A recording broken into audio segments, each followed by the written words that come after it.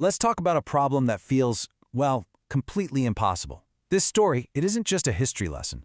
Think of it more like a blueprint, a set of instructions pulled from a moment of absolute crisis about 80 years ago. It shows us how one person, an outsider with a totally radical idea, can just shatter the so-called wisdom of an entire industry. And you know what? The principles behind it are maybe more relevant right now than they've ever been. Okay, let's get into it. So picture this, it's 1941. The world is literally on fire, and this is the number that's holding everything back. 230 days. That's how long it took the best, most skilled shipyards in America, we're talking generations of experience here, to build one single cargo ship. Over 7 months. That number, it represents the peak of a very old craft, the absolute best the traditional way of doing things could possibly manage. Now imagine if the survival of your country, of everything you know, depended on you taking that 230-day process and crushing it down to just 4 days. It sounds like science fiction. It sounds like a joke, right? But this wasn't a thought experiment. This was the cold, hard reality of the Battle of the Atlantic. It was a question nobody on Earth had an answer to, and the clock was ticking, loud. To really understand how brilliant the solution was, you first have to feel just how desperate the problem was. German U-boat wolf packs were basically executing a mathematical death sentence on the whole Allied war effort. They were sinking ships full of food, fuel, weapons, and soldiers with terrifying efficiency. Britain was literally on the verge of starvation and collapse. This was a war of logistics, a war of numbers, and the Allies were losing. Badly. This chart right here, it's not just data. It's a picture of a strategy that is completely failing. Just look at that tiny little sliver for new ships being built. Now look at the massive chunks being ripped out by losses. It was like trying to fill up the ocean with a teaspoon. For every single ship they painstakingly launched after 7 months of hard labor, German U-boats were sending several more to the bottom. The math was simple, and it was brutal. Without some kind of miracle, the war was over. So when you need a miracle, where do you look? Well, you don't look to the experts. You look for an outsider. The government took this unbelievable gamble on a guy named Henry J. Kaiser. He was this brash, super energetic construction tycoon, famous for building massive projects like the Hoover Dam. He knew how to move mountains of concrete and earth, but he knew absolutely nothing about the sacred centuries-old art of shipbuilding. And that, his total ignorance, was about to become his greatest weapon. And this slide just perfectly shows the clash of two different worlds. On one side, you've got the craft, shipbuilding as this beautiful art form, passed down from master to apprentice over generations. It took 4 years just to train a single skilled worker. Then, on the other side, you have Kaiser's vision, the factory. He didn't see a ship, he saw a product, just like a Ford Model T. His plan? Forget custom riveting. We're going to weld standardized plates. Forget 4-year apprenticeships. We'll teach someone one specific job in 2 weeks.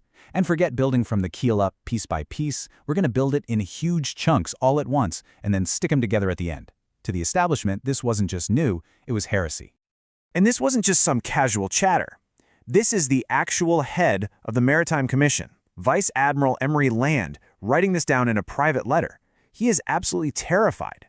You see, the old guard believed, and they had some reasons to, that welded ships were brittle, that they'd just crack in half in the freezing waters of the North Atlantic.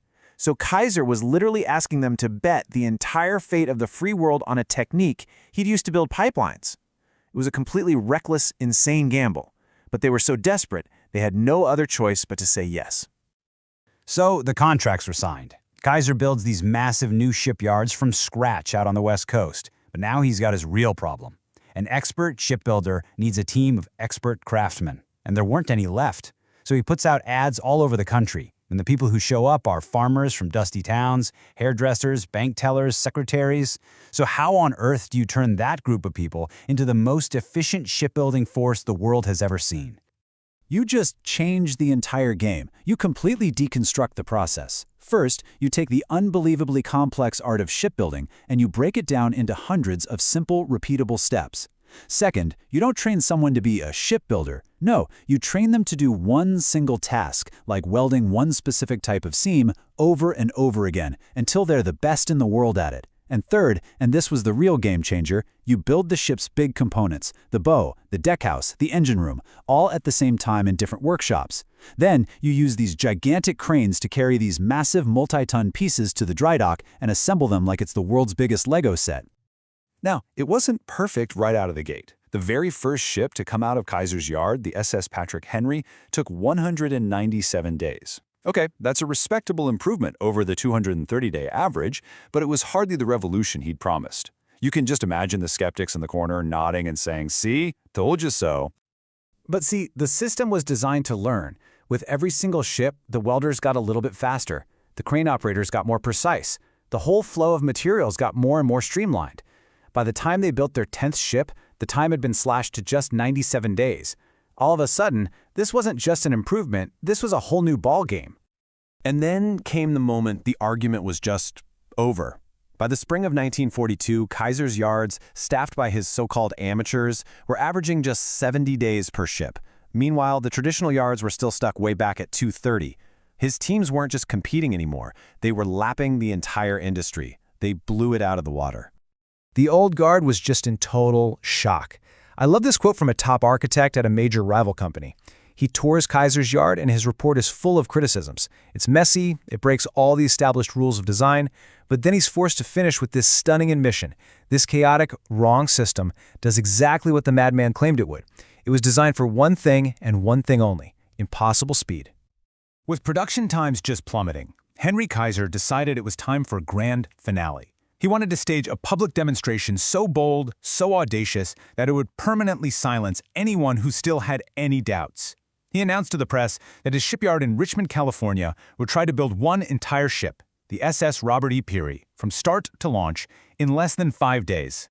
Let's just walk through this because it's unbelievable. This timeline is a masterpiece of parallel production. See, when they laid the keel on day one, the race was already half won. Why? Because huge sections of the hull, the double bottom, the bow, the stern, we're talking 250-ton chunks of ship were already built and just sitting there, waiting. On day two, they weren't building a ship, they were assembling one. On day three, the entire 140-ton engine was lowered into the hull in one single move. By the end of day four, the smokestack was on, the propeller was fitted, and the ship was basically done. And that was it. The final time. The official record. A 10,500-ton ocean-going vessel, ready for war. Something that had once taken the greatest craftsmen in the world over 7 months to build, had just been done by former secretaries and farmhands in less time than a normal work week. The impossible had just become a historical fact. And here's the real payoff. The man standing at the podium for the launch of that ship was none other than Vice Admiral Emory Land, the same man who, in private, wrote that Kaiser's ideas were an unproven, reckless gamble. His public reversal is the ultimate mic drop. He admits it. He says, "I was wrong." He declares that Henry Kaiser has single-handedly made centuries of traditional wisdom obsolete. The outsider's crazy revolution was now the new gold standard. Sure, building over 2,700 ships was absolutely critical to winning the war. But you know what? The ships themselves aren't the most important part of this story. The real legacy, the thing that lasts, is the thinking behind the ships. It's a fundamental shift in how we approach really complex problems, and its impact is all around you, right now, whether you realize it or not. At its very core, this is what he gave us, the Kaiser method. It's the simple but profound idea that you can take almost any huge, complex project and reimagine it, not as a unique piece of art, but as a manufacturing problem. You break it down, you simplify the jobs, you do things in parallel instead of in sequence, and you focus on the process, not on tradition. This way of thinking didn't just change shipbuilding, it fundamentally changed our idea of what is possible. And once you see it everywhere. Every massive container ship built today in the giant shipyards of Asia, they use the principles of prefabrication that Kaiser pioneered. The project management techniques he basically invented on the fly are still taught as case studies in business schools. And here's the most surprising legacy of all. To provide medical care for his tens of thousands of workers, he created the prepaid health plan. Well, that system evolved into Kaiser Permanente, one of the biggest non-profit healthcare providers in America. He didn't just build ships, he accidentally reinvented healthcare delivered. This quote from one of Kaiser's biggest rivals, it says everything you need to know about what real disruption looks like. This was written just 1 month after the 4-day ship was launched. There's no gray area here. He understood instantly that the world had changed forever. It wasn't about trying to compete anymore. It was a simple binary choice. You either adopt the new way or you fade into history. It's the exact same choice every industry, every company faces when a true revolution arrives. Which, of course, brings this whole story right back to us, here and now. The story of the 4-day ship is this powerful, permanent reminder that the biggest breakthroughs, the real leaps forward, they often come from people who don't know the rules they're supposed to be following. It proves that our most frustrating, longest-standing problems aren't necessarily impossible. Maybe they just haven't met the right outsider yet. So the question I want to leave you with is this. What are the 230-day problems of our time? In climate, in medicine, in education, that we just accept as the way things are? And who is the Henry Kaiser out there right now about to show us it can all be done in 4?